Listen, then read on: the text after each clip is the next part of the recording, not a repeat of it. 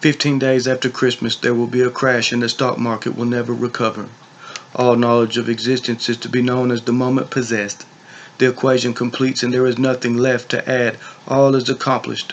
The country's processes fall like dominoes in a row. The age of survival is over. It is destroyed, and all that remains is darkness in the hearts of the leaders of the fallen world. Now the people of the world are united in fear. Hope dwindles. A dog barks at a shadow, and there is no silence in the darkness offset by the dog's enemy shadow. There is no more silence ever. It seems to be forever dark now that the sun has ceased from shining. There is no light any more in this age, only the shadow of what is known to come next, only death. The preachers stopped teaching, for the long-awaited Jesus did not arrive on the time that they had taught. The resurrection is to death. They realize that they are going to die in tears. As the preacher walks past the dog with the shotgun in his hand, he pulls his knife and swings the blade once to the dog's eye, unhooks the chain and runs with the dog dripping down the thigh of his left leg, makes his way through the parking lot to the church and throws the dog on the fire, caring nothing for the smell. He walks away knowing if someone attempts to snatch his meat, he will have more. No one came, no one ever does anymore.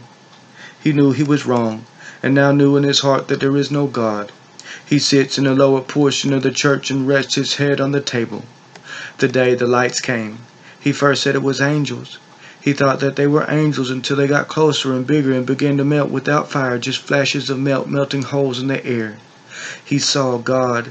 He saw him look through him as he held the Bible high. Jesus met his eyes with his and said one word, "Bye." Screaming, the pastor awoke and shook and trembled, pissing on himself. He cried out to the God that did not exist and heard speak to God that is not as he is. And he spoke, saying, "The time is at hand." Bill fell to the floor, bent over his Bible that seemingly appeared from nowhere, and he began to vomit. After heaving all air from his lungs, he half vomited out the contents of his stomach from his throat without breath, and then right before he passed out, he inhaled once, choked, and he died. This was the result of the infamous Bill Lynch, leader of the New Age Christian doctrine.